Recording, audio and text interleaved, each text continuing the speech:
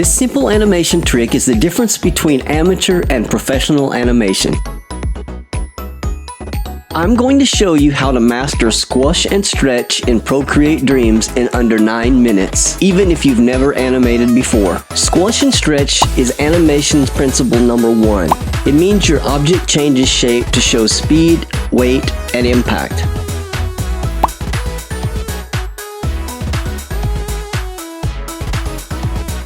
Without it, your animation looks robotic and lifeless.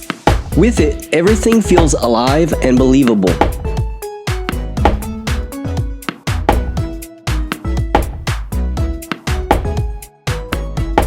Most beginners skip squash and stretch because they think it looks too cartoonish. But here's the secret. Even realistic animation uses this principle, just with smaller, subtler shape changes.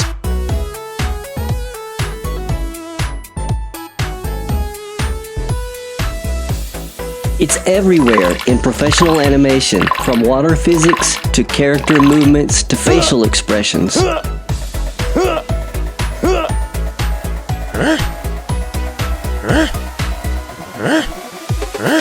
Open Procreate Dreams and create a new project.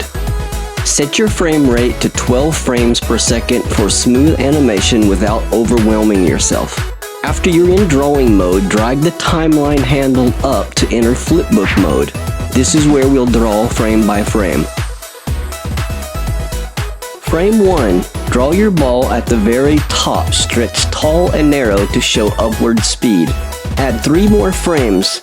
The ball falls with its normal round shape, getting closer to the ground each time.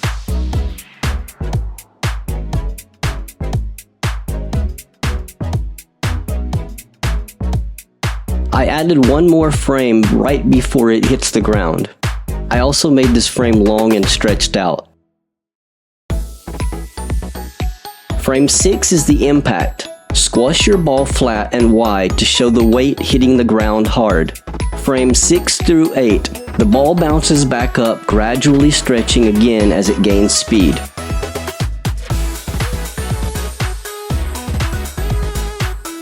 Now hit play and watch your first squash and stretch animation come to life.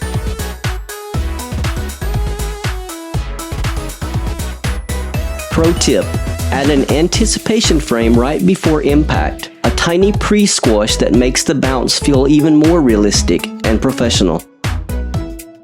If your bounce feels too fast or slow, exit flipbook and drag your frames in the timeline to adjust the timing and feel. So in this instance, I adjusted the ball when it was at the very top of its arc to let it stay on screen for just a little bit longer than the other frames to give it a hang time. Pro tip: keep the volume consistent. Your stretched ball should have the same total area as your squashed ball, just redistributed. Let's talk about the 3 biggest mistakes beginners make. Mistake number 1, inconsistent ball sizes. Always use onion skin to keep your proportions consistent frame to frame.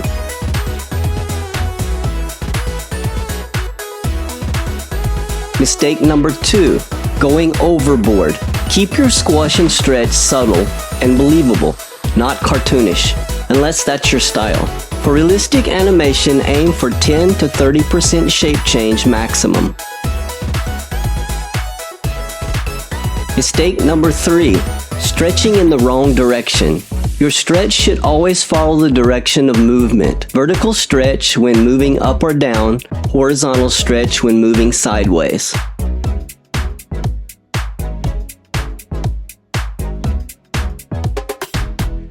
So remember, use onion skin for consistency, keep it subtle for realism, and always stretch in the direction of movement. Once you master the bouncing ball, you can apply squash and stretch to anything.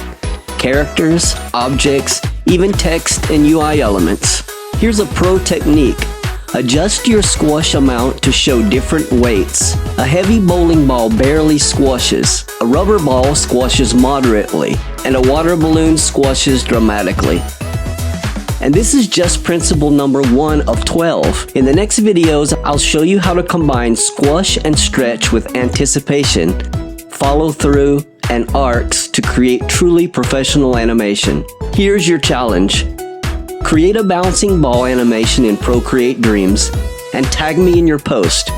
I'll feature the best one in my next video. If you want to master all 12 principles of animation in Procreate Dreams, subscribe and hit the bell so you don't miss the next video where we tackle anticipation and timing. And I've created a free PDF guide with all 12 animation principles explained. Link is in the description below. Thanks for watching, and I'll see you in the next one. Now go animate.